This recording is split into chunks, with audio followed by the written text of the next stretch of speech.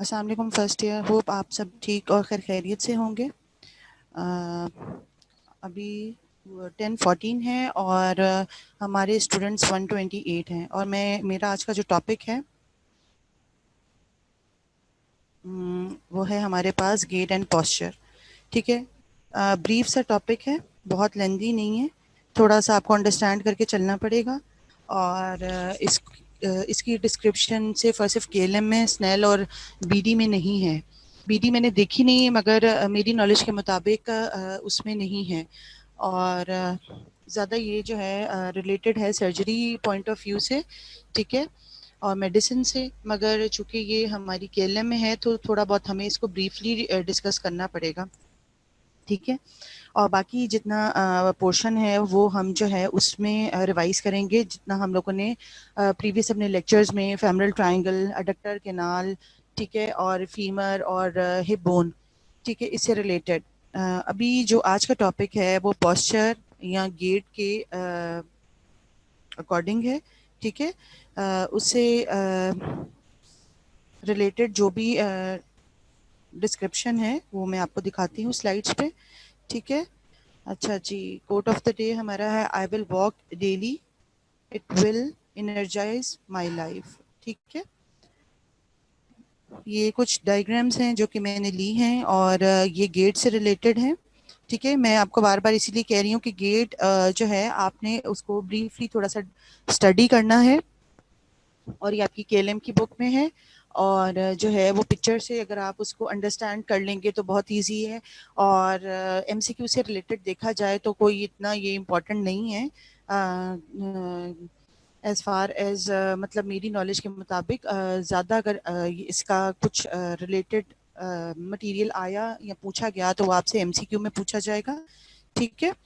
अच्छा जी, अब चूंकि गेट है तो कुछ पिक्चर्स मैंने लगाई हैं यहाँ पर आपकी नॉलेज के लिए, ठीक है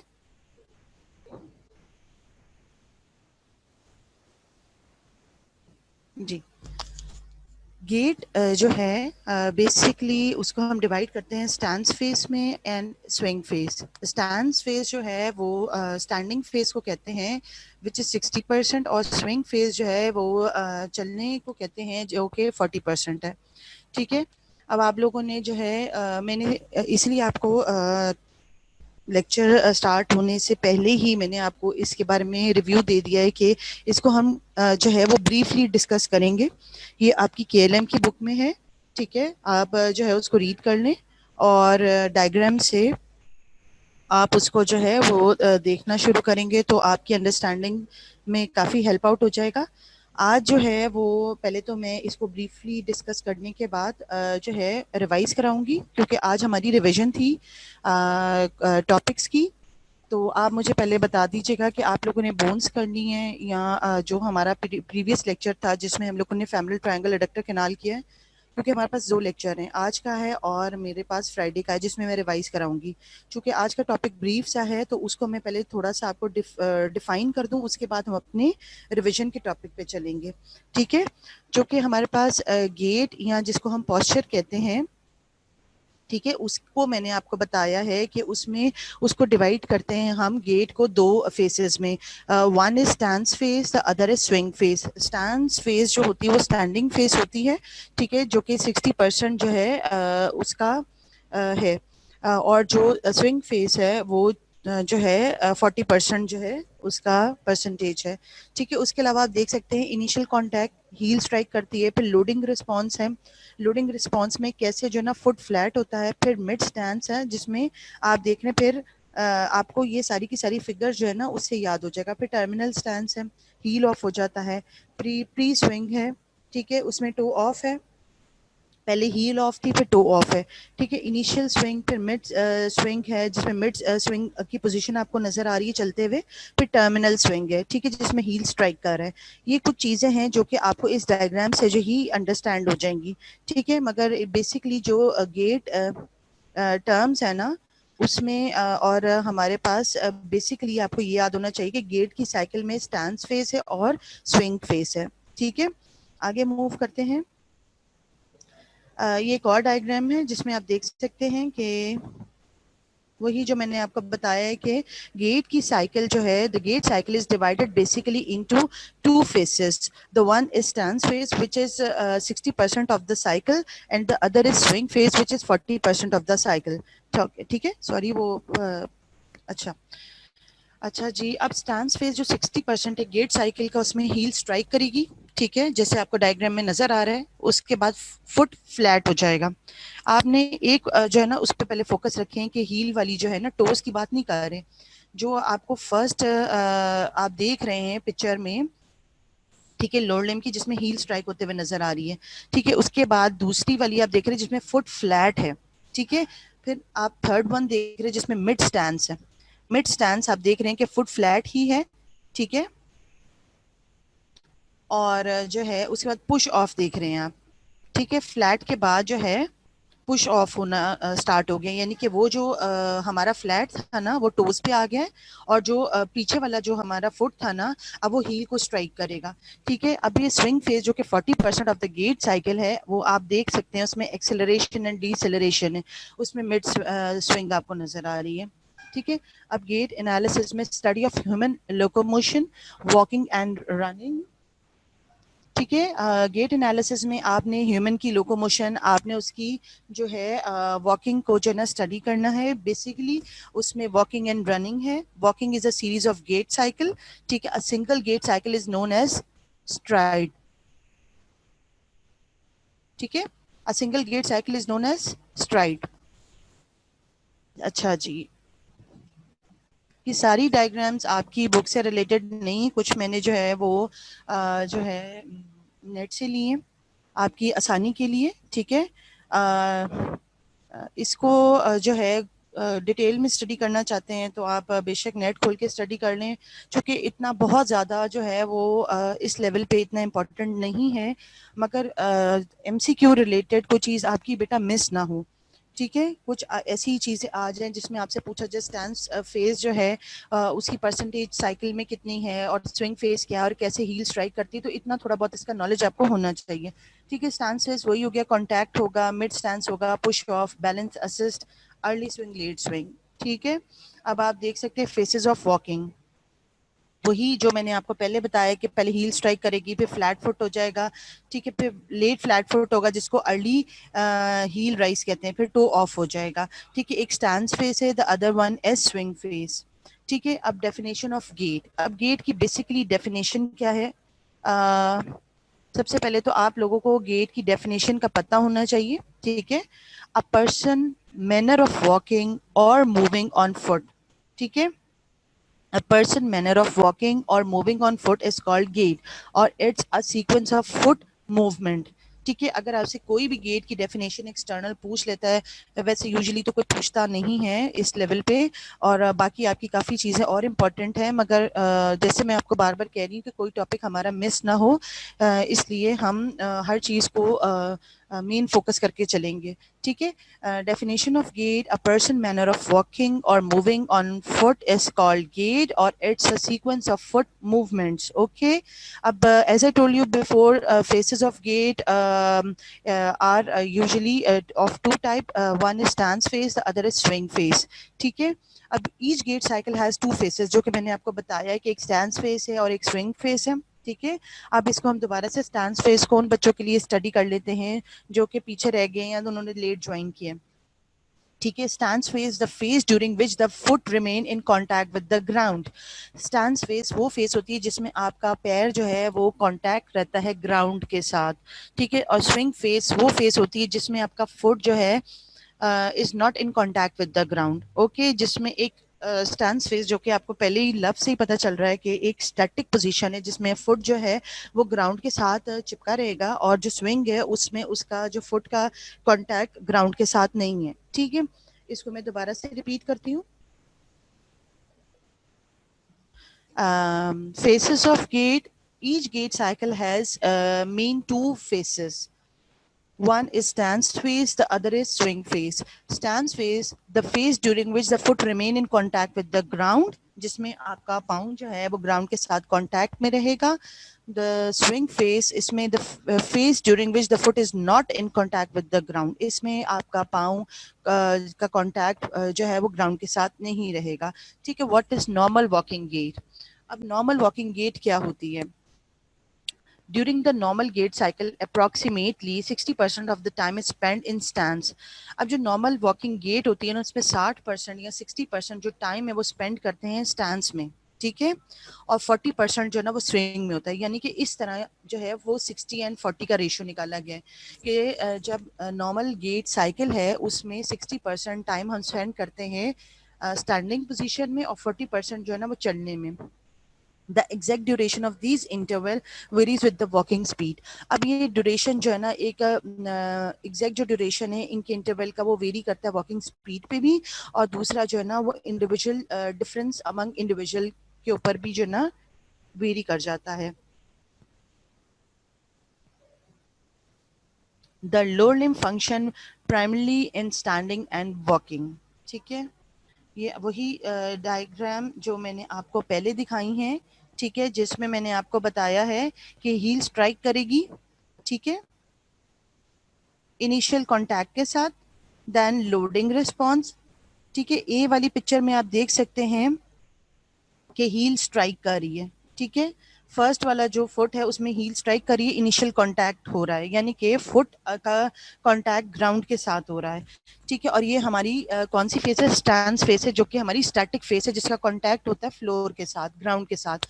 ठीक है, हील स्ट्राइक करेगी इनिशियल कांटेक्ट में, फिर लोडिंग रिस्पॉन्स होगा, जिसमें लोडिंग रिस्पॉन्स में ये होगा कि फुट जो है वो पूरा का पूरा ग्राउंड के साथ कांटेक्ट में आ जाएगा और फ्लैट फुट बना लेगा। ठीक है, फिर मिड स्टैंस आ जाएगा। ठीक है, मिड स्टैंस में आप देख रहे हैं कि जो है अभी वो स्टैटिक पोजीशन में चला गया है। ठीक है, अब टर्मिनल जो स्टैंस हील ऑफ हो जाएगा, क्योंकि पीछे वाला जो फुट है उसने भी अपनी एक्टिविटी करनी है। तो फर्स्ट वाले ने अपनी हील कांटेक्ट में की ग्राउंड के साथ, फिर फ्लैट कर दिया, फिर मिड स्टैंस आया। ठीक है, मिड स्टैंस के बाद अब वो जो आपका वही वाला एक पाँव पे जो फोकस करें, जिसमें आप देख रहे हैं हील स्ट्राइक कर रही है, फिर फ्लैट फुट हो रहा है, फिर मिड स्टैंस है, फिर आपने देखा कि वो हील ऑफ कर चुका है, हील ऑफ करके जो उसका पाँव है वो टोज पे आ गया। ठीक है, सही है। फिर डी वाली है pre swing toe off, heel off हुआ, ठीक है, हील ऑफ हो गया, उसके बाद प्री स्विंग, स्विंग से पहले जो है ना वो टो ऑफ होने लगा। ठीक है, इनिशियल एंड मिड स्विंग आ गई, उसके बाद टर्मिनल स्विंग आप देख सकते हैं। अब यही स्टैंस फेज जो है 60% है, ठीक है, गेट साइकिल का, और जो है स्विंग फेज 40% है। ठीक है,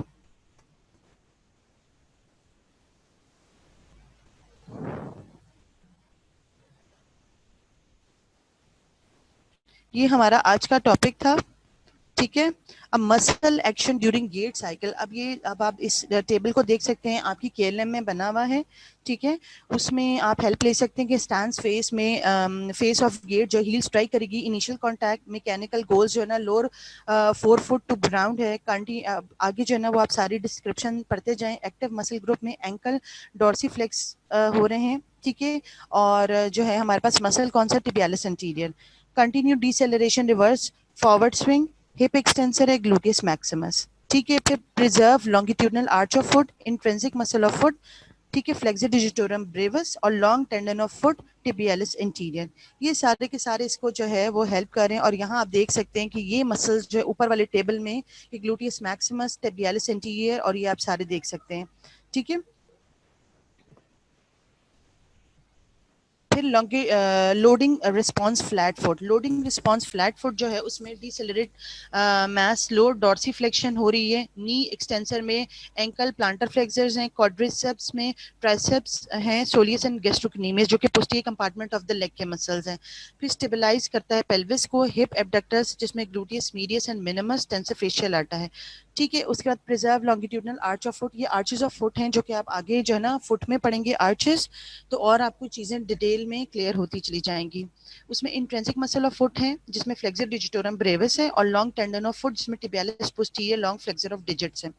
ठीक है, फिर मिड स्टैंस में आ जाता है हमारे पास कौन से है? स्टेबलाइज नी, नी एक्सटेंसर, क्वाड्रिसेप्स। ठीक है, ये आप सारा जो है वो टेबल एक दफा जो है वो गो थ्रू कर लें। ठीक है, आपके केएलएम में है।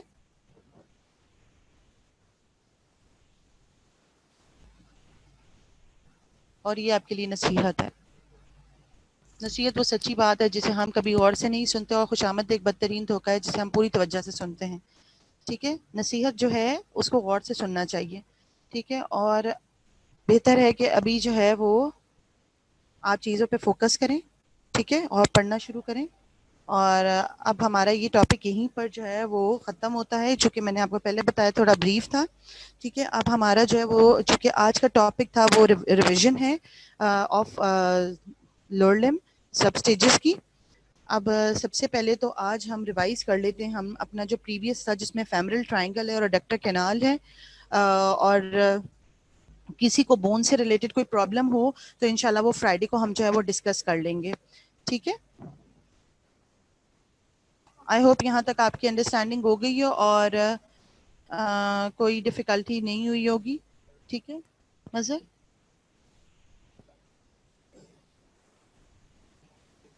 अब ये शेयर करना है तो ये पीछे जाऊँ यहाँ से। हुँ? वो तो फिर दोबारा से शेयर करना पड़ेगा।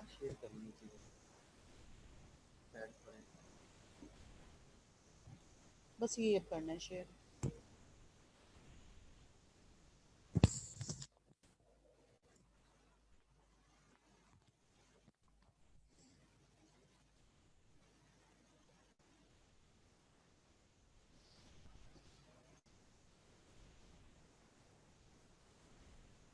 अच्छा जी, आज हमारा टॉपिक जो है वो गेट से रिलेटेड वो मैंने आपको कंप्लीट करा दिया है। और आई होप उसकी अंडरस्टैंडिंग भी आपको होगी होगी, इतना डिफ़िकल्ट नहीं है। इजी सा है, उसकी डेफिनेशन आपको पता होनी चाहिए, उसकी फेसेस पता होनी चाहिए। ठीक है, और कितने परसेंटेज है और उसकी जो डायग्राम्स है वो आपको जो है वो मैंने अच्छे से समझा दिया कि किस तरह हमारी जो है वो हील स्ट्राइक करेगी, फ्लैट फुट होगा, मिड स्टैंस होगा, फिर हील ऑफ हो जाएगी जिसको पुश ऑफ कहते हैं, फिर इसी तरह मिड स्विंग होगा एंड सो ऑन। ठीक है, डायग्राम से आप याद करेंगे तो आपको अच्छे से याद हो जाएगा, और टेबुलेटेड फॉर्म में भी आपकी केएलएम में है। आज का हमारा रिवीजन टॉपिक जो है वो फेमरल ट्रायंगल है। फेमरल ट्रायंगल को करने से पहले वही जो है हम देख लेते हैं कि ये जो डायग्रामेटिक आपकी स्क्रीन पे शो हो रही है उसमें आप देख सकते हैं कि इंग्वाइनल लिगामेंट, ठीक है, उसकी बेस बना रहा है फेमरल ट्रायंगल की। और जो बाउंड्रीज हैं they are form by muscles laterally medial border of sartorius and medially medial border of adductor longus। ठीक है, ये इसकी बाउंड्रीज है। और एपेक्स जो है ना, ये दोनों मसल जहां मीटिंग पॉइंट है इनका, वो मिलकर एपेक्स बना रहे हैं। ठीक है, एक तो ये सरफेस मार्किंग वाली स्लाइड मैंने आपको दिखाई है जो अनडाइसेक्टेड है, द अदर इज डाइसेक्टेड जिसमें आप देख सकते हैं कि इंग्वाइनल लिगामेंट आपको रेड से नजर आ रहा है, फिर आपको sartorius है वो लेटरली है मगर उसका मीडियल बॉर्डर है, और डक्टर लॉन्गस जो है ना मीडियल है मगर उसका भी मीडियल बॉर्डर है। ठीक है, ये जो है जहां पर मीट हो रहे हैं तो ये इसका बनाता है एपेक्स। आगे मूव करते हैं। ठीक है, boundaries of femoral triangle. The femoral triangle is a triangular depressed area situated in the upper part of the medial aspect of the thigh just below the inguinal ligament. ठीक है, अब ये femoral triangle जो है वो एक triangle depressed area है। ठीक है, और जो है इंग्वाइनल लिगामेंट के जस्ट नीचे है। और वही बाउंड्रीज में मैंने आपको बताया, superior inguinal ligament, laterally sartorius muscle, medial adductor longus muscle. ठीक हो गया। अब आप ये देख सकते हैं कि जो फेमरल ट्रायंगल है उसके कंटेंट्स यहाँ पर मैंने दिखाने की कोशिश की है कि इंग्वाइनल लिगामेंट के पीछे से आप देख सकते हैं कि आपको जो ना ब्लड वेसल्स नजर आ रही हैं। आर्टरी जैसे कि आपको पता है ऊपर से नीचे जा रही है, और वेन जो होती है वो नीचे से ऊपर जा रही होती है, सारा डिऑक्सीजनेटेड ब्लड लेकर। ठीक है, और उसके अलावा आपको नजर आ रही है हमारे पास फेमरल वेन भी नजर आ रही है। ठीक है, आगे जाते हैं और देखते हैं कि फेमरल ट्रायंगल का फ्लोर कैसे बनता है। Femoral triangle floor is gutter shaped और from form from lateral to medial. अब अगर लेटरली से मीडियल साइड पर आए तो लेटरली सबसे पहले हमारे पास मसल है इलियोसॉस, देन वी हैव पेक्टिनियस और अडक्टर लॉन्गस। और इसकी जो रूफ है वो बनेगी skin superficial fascia the fascia of the thigh से। अब फेमरल ट्रायंगल के कंटेंट्स जो कि मैंने आपको पहले दिखाए कि फेमरल नर्व, उसकी branches, femoral sheath, femoral artery and its branches, femoral vein and its tributaries and deep inguinal lymph node. अब आप यहाँ पर आपकी स्क्रीन पे नजर आ रही है, ठीक है, डायसेक्टेड आपको नजर आ रहा है, ठीक है, डायग्राम, जिसमें आप देख सकते हैं कि मसल्स की एक तो बाउंड्री बनी हुई है, ट्रायंगुलर डिप्रेस्ड एरिया है, ठीक है, और उसके अलावा इसके कंटेंट्स में आपको नजर आ रही है, हम निमोनिक से याद रखते हैं वैन, VAN, यानी कि मीडियल से देखेंगे तो वेन है, मिडिल में हमारे पास जो है वो आर्टरी है, और लेटरली जो है ना हमारे पास नर्व है, ठीक है। आगे चलते हैं femoral sheet.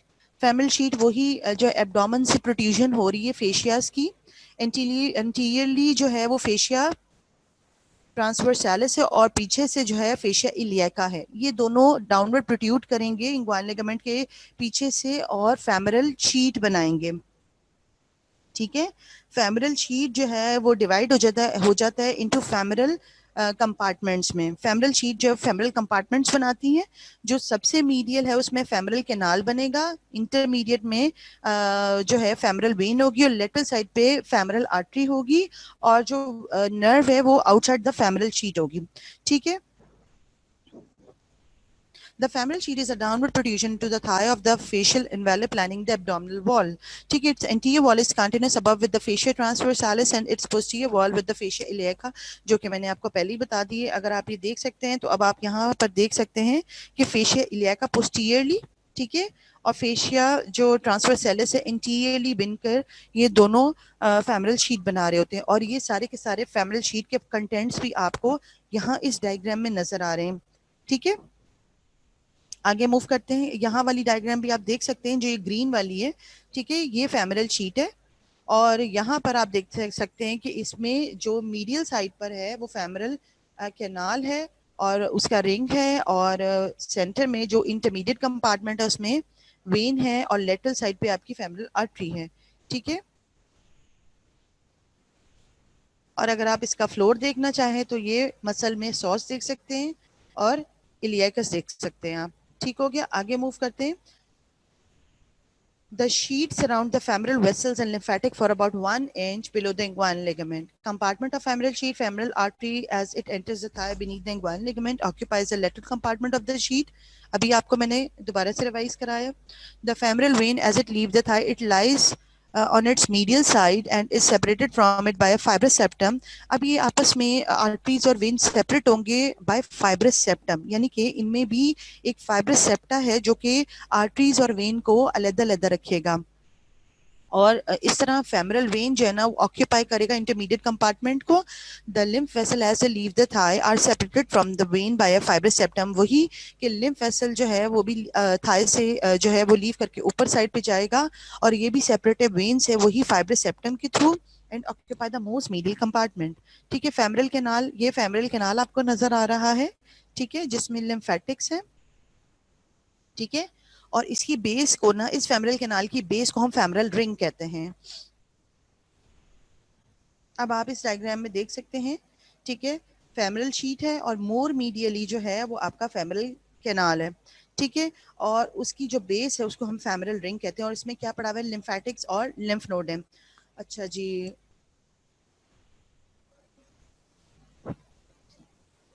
femoral ring, the femoral canal is the femoral canal is the small medial compartment for the lymph vessel. It is about um, half inch long and its upper opening is called the femoral ring. यहाँ lymph node जो है रोजनमुलर, ये बहुत important है, आपको याद होने चाहिए इनके नाम। The femoral septum, which is the condensation of extraperitoneal tissue, closes the ring. इस टिश्यू जो है extraperitoneal tissues ने ring को close कर देना है. The femoral canal contain fatty connective tissue, all the efferent lymph vessel from the deep inguinal lymph node. ठीक है, फेमरल हर्नियाज जो हैं आपने आई होप डॉक्टर नबीला के साथ कवर कर लिए हो, ठीक है, और ये फेमरल कैनाल जो है वीकेस्ट जो है वो एरिया है, और यहाँ से फेमरल हर्नियाज हो जाते हैं, ठीक है। फेमरल रिंग के रिलेशंस जो हैं, femoral ring has the following important relation: anteriorly inguinal ligament, posteriorly superior ramus of pubis, and medially lacunar ligament और laterally the femoral vein है, ठीक है। और ये जो है important है, femoral canal, femoral ring, इसकी boundaries, ठीक है। femoral artery बहुत important है, ठीक है, ये आप देख सकते हैं, जैसे ही external iliac artery descending abdominal aorta जो है वो डिवाइड हो जाती है कॉमन आइलिक आर्टरी में। Common iliac artery right and left side की, राइट कॉमन आइलिक आर्टरी पे बाइफिकेट हो जाएगी into external and internal iliac arteries में। इंटरनल आइलिक आर्टरीज जो है वो पेल्विस को सप्लाई करेगी, वेरियस एक्सटर्नल आइलिक आर्टरी जो है वो जब इंग्वाइनल लिगामेंट के बीनीथ क्रॉस करेगी और थाई में आएगी तो उसका नाम एक्सटर्नल आइलिक आर्टरी से चेंज होके फेमरल आर्टरी हो जाएगा। और जैसे ही थोड़ा सा डिस्टेंस कवर करेगी तो ये लेटरल साइड पे अपनी लार्जेस्ट ब्रांच देगी जो कि प्रोफंडा फेमरस आर्टरी है। ठीक है, अब इसका कोर्स पहले तो जो है वो इनिशियल में लेटरल होगा, फिर posterior to the femoral artery चल जाएगी, फिर उसके बाद मीडियल जो है फेमरल आर्टरी के मीडियल हो जाएगी, और ये medial compartment of the thigh की आर्टरी है। ठीक है, ये सारा का सारा मैंने आपको डिस्कस किया था पिछले अपने लेक्चर में। ठीक है, the femoral artery enters the thigh from behind the inguinal ligament as a continuation of the external iliac artery. Here it lies midway between the anterior iliac spine and pubic symphysis के ये midway पड़ी है। It descends almost vertically towards the adductor tubercle of the femur and ends at the opening in the adductor magnus muscle by entering the popliteal space at the as the popliteal artery। अब ये femoral artery की बात कर रहे हैं कि adductor Magnus muscle के अंदर ओपनिंग से ये एंटर हो जाएगा जो है वो पॉप्लिटियल स्पेस में, और फिर इसका नाम जो है ना फेमरल आर्टरी से चेंज होके पॉप्लिटियल आर्टरी हो जाएगा। आई होप यहाँ पर आप लोग को बेटा अंडरस्टैंडिंग हो रही हो। ठीक है, क्योंकि हम सिर्फ रिवाइज कर रहे हैं, आप लोग मेरे साथ साथ चल रहे हैं। सो तो नहीं गए सारे के सारे? कोई कमेंट्स, कोई कुछ नहीं आ रहा, तो मैं इसको कंटिन्यू करूं। बेटा हिप बोन जो है ना इंशाल्लाह मैं आपको जो है ना फ्राइडे को कराऊंगी। ठीक है, ओके अब इसी को हम लोग कंटिन्यू करते हैं, क्योंकि जो हिप बोन और फीमर वाला पोर्शन है वो मैं आपको फ्राइडे को जो है ना रिवाइज करा दूंगी। हमारे पास 2 दिन थे रिवीजन के, जिसमें अब हम लोग प्रीवियस टॉपिक को रिवाइज कर रहे हैं और इसी को मैं कंटिन्यू कर लूँ। ठीक है, अच्छा जी, अब रिलेशंस में बेटा वही फेमरल आर्टरी के रिलेशंस जो हैं वो है इंटीरियरली आपके पास कौन सी चीजें हैं, posterior, medially and laterally. Medially आपको पता है कि फेमरल वेन है, और लेटरली जो है फेमरल नर्व है। पोस्टीरियरली जो है वो आर्टरी लाई करते हैं सॉस पे, और एंटीरियरली जो है इसका जो कोर्स है सुपरफिशियली ये कवर्ड है स्किन फेशिया से, और लोअर पार्ट में जो है पास करती है बिहाइंड द सार्टोरियस मसल।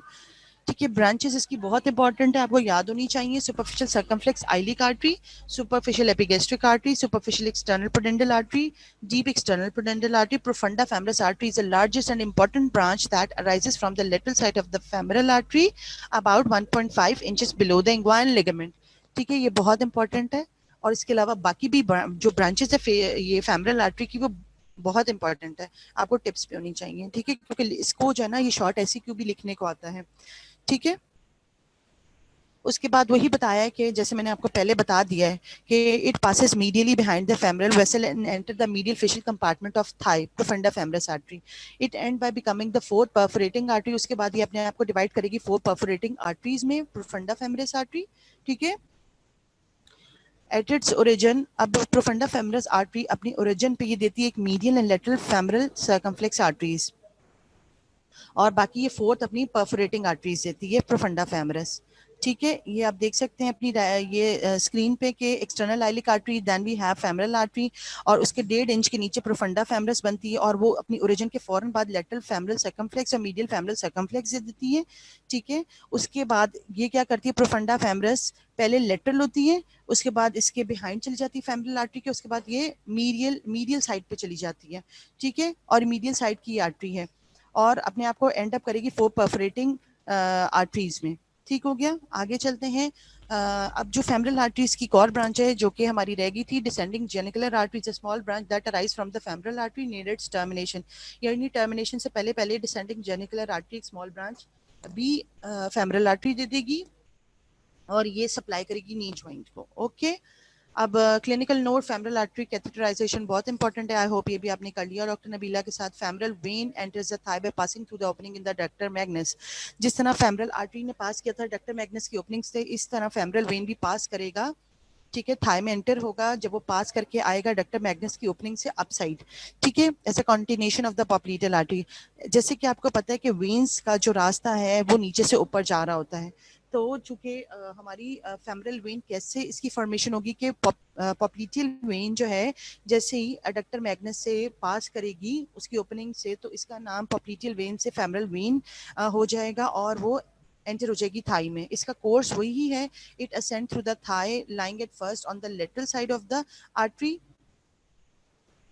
ठीक है, अब इस कोर्स को हम बाद में देखेंगे और आगे चलते हैं।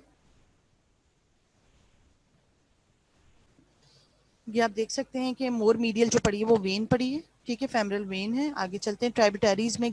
इसकी ट्राइब्यूटरीज जो आपको याद होनी चाहिए, ग्रेट सेफनेस वेन है and vein that correspond to the branches of the femoral artery, superficial circumflex iliac vein, superficial epigastric vein and external pudendal vein drain into the great saphenous vein।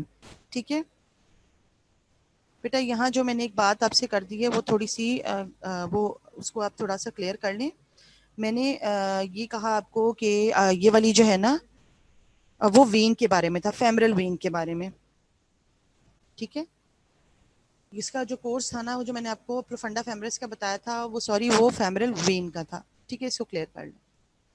अच्छा जी, tributaries में आपको मैंने बता दिया great saphenous vein है और वो सारी वेन जो कॉरिस्पॉन्ड करी है फेमरल आर्टरी को।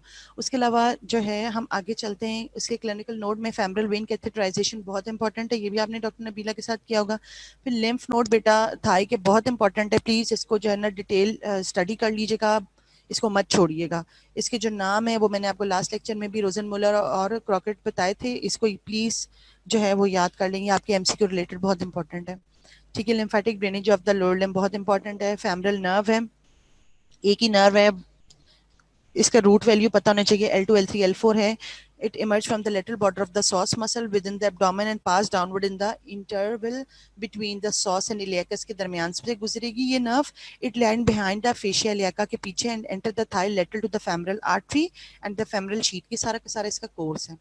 ठीक है, और इंग्वाइन लिगामेंट के पीछे से ये यानी इसके बीनीथ ये फेमरल नर्व आपकी थाई में एंटर होती है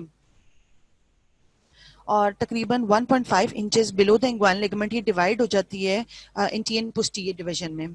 ठीक है, और फेमरल नर्व सप्लाई करती है all the muscle of the interior compartment of the thigh के। ठीक हो गया, और इसकी ब्रांचेस में इंटीरियर डिवीजन पोस्टीरियर डिवीजन है, ये भी हम लोगों ने लास्ट लेक्चर में कर ली थी। अच्छा जी, muscle of interior fascial compartment of thigh जो है ये बहुत इंपॉर्टेंट टेबल है। ठीक है, muscle of interior fascial compartment of thigh, ठीक है ना, जिसमें सार्टोरियस, इसकी origin, insertion, nerve supply, root value action, ये सब याद होने चाहिए। सार्टोरियस है, इलियाकस है, सॉस है, पेक्टिनियस है। ठीक है, क्वाड्रिसेप्स फेमरस में 4 मसल है, रेक्टस फेमरस है। ठीक है, उसके फौरन नीचे वास्टस लेटरलिस है लेटरल साइड पे। फिर हमारे पास वास्टस इंटरमीडियस है, यानी कि मीडियालिस और लेटरलिस के दरमियान में इंटरमीडियस है। Then we have vastus medialis जो कि मीडियल साइड पर है। ठीक है, इन सब की आपको action, root value, origin, insertion याद होना चाहिए। अच्छा जी, ये अब आप देख सकते हैं ये मसल्स हैं जिसमें आप पहला वाला देख सकते हैं कॉर्ड्रा मीन्स 4। अब रेक्टस फेमरस इसको लिफ्ट करेंगे, इसके नीचे जो है वास्टस इंटरमीडियस है। अब इसके लेटरल देखें तो वास्टस लेटरलस है और इस रेक्टस फेमरस के मीडियल देखें तो वास्टस मीडियालस है।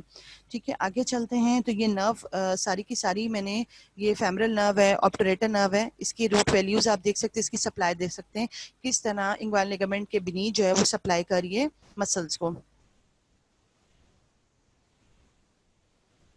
और कैसे इंग्वाइन लिगामेंट से 1.5 इंचेस नीचे आके ये अपने आप को डिवाइड करती है इंटीरियर डिवीजन में एंड पोस्टीरियर डिवीजन में। ठीक है, उसके बाद आप देख सकते हैं ये सारी मसल्स की ही मैंने ली हैं डायग्राम्स, जो कि मैंने आपको पीछे भी डिटेल में समझाई थी। ठीक है, ये सारे के सारे मसल्स हैं anterior fascial compartment of thigh के। ठीक है, muscle of medial fascial compartment of thigh भी बहुत इंपॉर्टेंट है, जिसमें आपको इसी का origin, insertion, nerve supply, root value, इरेक्शन याद होने चाहिए। ठीक है, टेबल जो है वो बहुत इंपॉर्टेंट होते हैं। ठीक है, अब इसमें ग्रेसिलस है, फिर अडक्टर लॉन्गस है, अडक्टर ब्रेविस है, अडक्टर मैग्नस है एंड वी हैव ऑब्टरेटर एक्सटर्नस मसल। ठीक है, ये सारे मसल्स के ओरिजिन, इंसर्शन है। ठीक है, अच्छा जी, आगे चलते हैं हम। Blood supply of medial fascial compartment of Thai. अब जो medial fascial compartment of Thai की ब्लड सप्लाई जो कि मैंने आपको पहले भी बताई थी कि प्रोफंडा फेमरस आर्टरी है। ठीक है, it is the largest branch, profunda femoris artery is the largest branch of the femoral artery. ठीक है, that arise from the lateral side of the femoral artery के लेटरली अराइज करेगी femoral triangle में, ठीक है, about 1.5 inches below the inguinal ligament के just 1.5 inch नीचे जो है ना ये प्रोफंडा फेमरस आर्टरी जो है ना अराइज करेगी। It descend in the interval between the adductor longus and adductor brevis के दरमियान में ये डिसेंड करेगी and then lies on the adductor magnus, ठीक है, where it ends at the fourth perforating artery. उसके बाद ये अपने आप को एंड अप कर देगी यानी कि 4 परफोरेटिंग आर्टरीज के उसमें टर्मिनेशन पॉइंट्स बना देगी अपने। और ये प्रोफंडा फेमरस आर्टरी बेसिकली ये medial fascial compartment of thigh के मसल को सप्लाई करेगी, ठीक है। अच्छा जी, इसमें जो इसकी मेन ब्रांचेस हैं वो मीडियल फेमरल सर्कमफ्लेक्स आर्टरी है, लेटरल फेमरल सर्कमफ्लेक्स आर्टरी है, ठीक है, और बाकी जो है 4 परफोरेटिंग आर्टरीज हैं। और it break up into branches that supply the muscle of the region and take part in the formation of the cruciate anastomosis, ठीक है। अब प्रोफंडा फेमरस वेन रिसीव करेगा tributaries that correspond to the branches of the artery, it drains into the femoral vein. Obturator vessels, obturator artery, obturator vein बहुत important है, याद कर लीजिएगा। Nerve supply to the medial fascial compartment of thigh is obturator nerve, और इसकी जो ये भी अराइज होती है लंबर प्लेक्सस से, इसकी root value L2 L3 L4 है, ठीक है।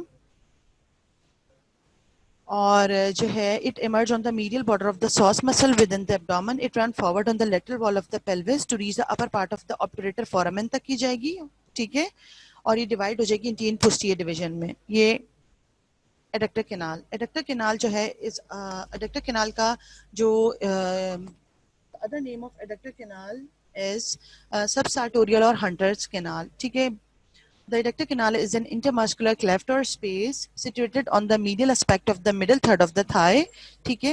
ये intermuscular cleft है या space है जो कि medial aspect of the middle third of the thigh में आपको इसकी लोकेशन मिलेगी beneath the sartorius muscle के नीचे, ठीक है, यानी कि मिडिल 1/3 ऑफ द थाई के मीडियल एस्पेक्ट पे। It commences above at the apex of the femoral triangle के साथ इसका जो है ताल्लुक है, और ये एंड अप हो जाएगा at the opening in the adductor magnus, ठीक है। बाउंड्रीज में इन क्रॉस सेक्शन ये ट्रायंगुलर इन शेप है, having an anteromedial wall, posterior wall and lateral wall. Anteromedial wall is formed by the sartorius muscle and fascia, ठीक है। posterior wall जो है वो बनती है adductor longus and adductor magnus muscle, और lateral wall जो है vastus medialis muscle से, ठीक है। चूंकि मैंने आपको पहले ही बता दिया है कि ये medial side medial fascial compartment of Thai का ये एक जो है वहां पड़ी होती है, इसकी लोकेशन है, ठीक है, मीडियल साइड ऑफ थाई के मिडिल 1/3 में, ठीक है। तो ये ट्रायंगुलर इन सेक्शन है और इसकी 3 बाउंड्रीज हैं जिसमें एंट्रोमीडियल है, पोस्टीरियर है और लेटरल है। एंट्रोमीडियल जो है वो बनेगी सार्टोरियस मसल और फेशिया से, पीछे आपको पता है एडक्टर लॉन्गस और मैग्नस पड़े हैं, और लेटरल साइड पे lateral side of adductor canal, ठीक है। तो लेटरल वॉल जो है वो वास्टस मीडियालिस मसल बनाएगा इसका, ठीक है। फिर content of adductor canal terminal part of the femoral artery है, ठीक है, चूंकि मैंने आपको बताया था कि फेमरल आर्टरी यहीं से गुजरेगी। फेमरल वेन है, डीप लिम्फ वेसल्स हैं, सेफनस नर्व है, nerve to the vastus medialis है, and the terminal part of the obturator nerve है। ये अब आप देख सकते हैं, ठीक है, ये एडक्टर लॉन्गस मसल नजर आ रहा है, एडक्टर मैग्नस मसल आपको नजर आ रहा है, ठीक है। एडक्टर मैग्नस में आपको इंटरमस्कुलर क्लेफ्ट या स्पेस है, वहां से आपको पास होती हुई नजर आ रही है फेमरल वेसल्स जिसमें आर्टरीज और वेन्स हैं, ठीक है। adductor hiatus, the adductor hiatus is an opening or gap between the aponeurotic distal attachment of the adductor part of the adductor magnus, यानी कि adductor hiatus एक opening है, gap है किस के दरमियान aponeurotic distal attachment of the adductor part of the adductor magnus, यानी adductor magnus का जो distal attachment है aponeurotic part जो है ना, ठीक है, उसके अंदर the adductor hiatus transmit the femoral artery and when from the adductor canal. अब अडक्टर हाइटस का बेसिक जो है वो ये है कि ट्रांसमिशन करता है फेमरल वेसल्स का, फेमरल वेसल्स को जिसमें फेमरल आर्टरी और वेन है, ठीक है। और ये कहाँ जाएंगे, यहाँ से पोप्लीटियल फॉसा में, posterior to the knee joint पड़े हुए, ठीक है। the opening is located just lateral and superior to the adductor tubercle of the femur। अब आप देख सकते हैं कि यहाँ पर अडक्टर हाइटस, ठीक है, और कैसे ये वेसल्स जो है वो पास कर रही हैं एडक्टर मैग्नस की ओपनिंग से। और ये वाली जो डायग्राम है इसमें ट्रायंगुलर एक आपको क्रॉस सेक्शन मिल रहा है जिसमें ये कंटेंट्स हैं एडक्टर कैनाल के। जी, हम लोगों के जो प्रीवियस लेक्चर्स के टॉपिक थे जिसमें फेमरल ट्रायंगल था और उसके कंटेंट्स, उसकी बाउंड्रीज थी, ठीक है। और उससे उसके बाद का जो लेक्चर था मेरा आपके साथ फ्राइडे को पिछले, उसमें था हमारे पास एडक्टर केनाल या सब सार्टोरियल हंटर्स केनाल, ठीक है, ये वाला टॉपिक। और फेमरल ट्रायंगल वाला टॉपिक, उसके कंटेंट्स, ठीक है, वो हम लोगों ने सारे आज रिवाइज कर लिए हैं। और आज का जो हमारे लेक्चर का जो टॉपिक था वो था गेट, उसको भी मैंने आपको कंप्लीट करा दिया है। अब आप बुक्स खोलें, गेट को पढ़ें। गेट सिर्फ ये टॉपिक आपको केएलएम में मिलेगा बेटा, स्नेल में नहीं मिलेगा, ठीक है। उसको आप स्टडी करें आज ही, कोई इतना मुश्किल टॉपिक नहीं है, ठीक है। उसमें थोड़ी सी अगर आप डायग्राम के ऊपर फोकस कर लेंगे, किस तरह हील जो है वो स्ट्राइक करती है, फिर कैसे फ्लैट फुट होता है, फिर कैसे उसके बाद मिड स्टांस पे जाता है, फिर स्विंग वाले लेवल कौन से हैं, टो ऑफ कैसे है, पुश ऑफ कैसे है, ठीक है। और कैसे जो है वो गेट की साइकिल है, स्टैंस फेस कितने परसेंट है, और जो है वो स्विंग फेस कितने परसेंट है। तो ये डायग्रामेटिक जो है वो आपको इजी हो जाएगा इसको अस्सलामुअलैकुम याद। सर। हेलो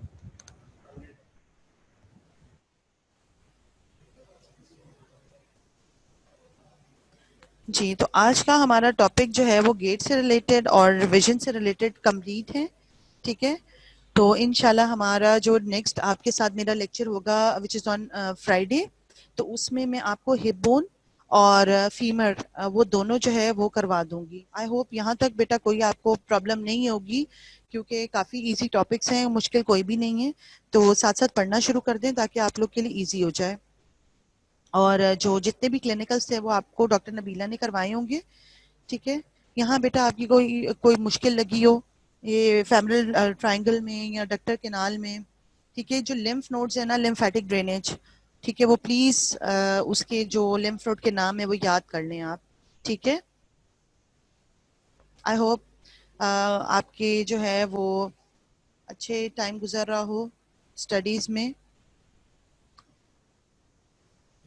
और लोअर लिम आपको इजी लग रही है, डिफिकल्ट लग रही है, अगर इसका कंपैरिजन किया जाए अपर लिम के साथ या थॉरिक्स के साथ, तो प्लीज मुझे इसके बारे में बताइएगा। क्योंकि मुझे तो हमेशा लोअर लिम इजी लगी है, अगर मैं इसका मवाजना करूं अपर लिम के साथ, तो काफी जो है ना वो इजी है। लॉन्ग लॉन्ग मसल्स हैं, ठीक है, आर्टरीज वेसल सारी लॉन्ग हैं।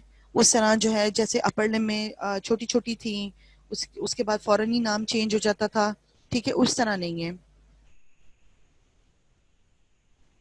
जी बेटा, एक दफ़ा अगर आप पढ़ लें तो इजी हो जाती है।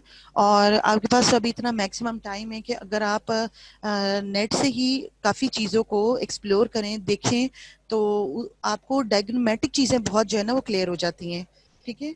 आप पहले एक दफ़ा डायग्राम्स हमेशा ऐसे कोशिश करें कि जो वेसल से रिलेटेड है, आर्टरीज और वेन्स, ठीक है। अब आप जो आर्टरीज को ऊपर से नीचे तक उसकी ब्रांचेस, उसके कोर्स को जो है ना एक डिटेल स्टडी कर लें, ठीक है। तो फिर वो आपको पता चलता जाएगा कि कहाँ कहाँ से और किस किस तरह वो ब्रांचेस दे रही है और कैसे उसका कोर्स जा रहा है, ठीक है। उस तरह फिर आप वेन्स के साथ भी करें कि नीचे से ऊपर उसकी डिटेल एक डायग्राम लगाएं और उसको पढ़ते चले जाएं, ठीक है। वो आपके लिए बहुत इजी हो जाएगा। पीछे रह गए मसल तो हम वो जो रिस्पेक्टेड टाइम में अपने मसल्स करते हैं उस सबसे से रिलेटेड वो साथ साथ आप कर लें। मगर आर्टरीज का तरीका याद करने का ये बेस्ट होता है कि आप एक डायग्राम ऐसी निकालें जिसमें आपको उस एरिया की जो है ना पूरी प्रॉपर वेसल्स नजर आ रही हो, उसे आप डिटेल स्टडी कर लें, ठीक है जी। यहाँ तक कोई मुश्किल तो you may ask. Femoral triangle से रिलेटेड, एडक्टर कैनाल से रिलेटेड, गेट से रिलेटेड, क्योंकि हम अपने एंडिंग पे जा रहे हैं लेक्चर्स के, तो we have only 2 minutes to go. घर पे रहें, अपना ख्याल रखें, पढ़ाई करें, ठीक है। और मंडे को आपकी सब स्टेज है।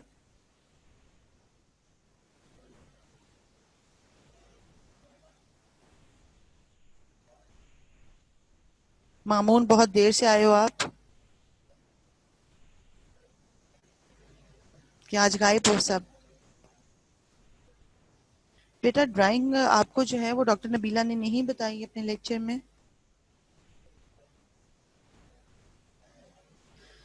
हाँ हाँ, तुम पहले से ही मौजूद हो मगर बस कोई इंटरेक्ट नहीं कर रहा है ना।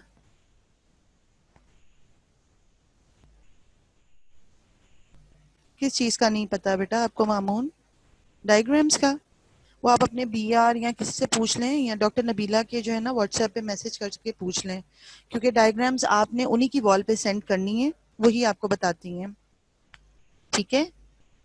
अगर यहाँ से related family triangle adductor canal और गेट से रिलेटेड अगर कुछ चीज़ समझ नहीं आए तो वो आप मुझसे पूछ सकते हैं, मगर डायग्राम से रिलेटेड वो डॉक्टर नबीला से आप पूछ लें, नहीं तो फिर मैं आपको फ्राइडे को जब मेरा आपके साथ लेक्चर होगा तो मैं उनसे पूछ के आपको फ्राइडे को बता सकती हूँ। ठीक है?